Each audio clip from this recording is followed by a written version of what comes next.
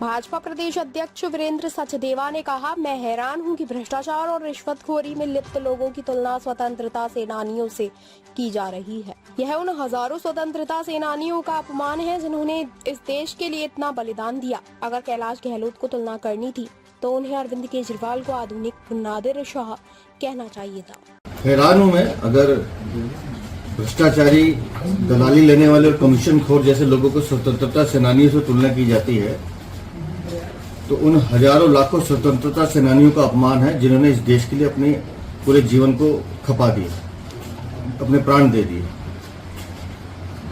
अगर कैलाश गहलोत को कोई तुलना करनी थी तो अरविंद केजरीवाल को आधुनिक नादिर शाह कहना चाहिए था। जितना दिल्ली को लूटने का काम नादिर शाह ने किया था, उससे ज्यादा काम पिछले 10 सालों में अरविंद केजरीवाल और उनकी सरकार कर रही है दिल्ली को लूटने का। मैं एक बात स्पष्ट कर दूं, न्यायालय के निर्णय के अनुसार अरविंद केजरीवाल जेल में है।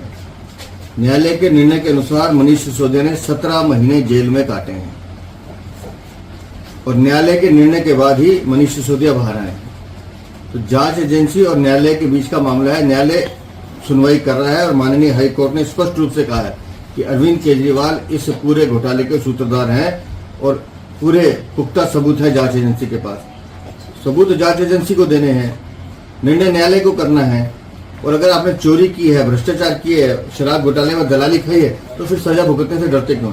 हाँ, तो भ्रष्टाचार के खिलाफ आज माननीय प्रधानमंत्री ने संकेत दिया लाल किले की प्राचीर से कि हर भ्रष्टाचारी को उसके मुकाम तक पहुंचाने का काम देश की जनता करेगी और दिल्ली की जनता ये काम कर रही है।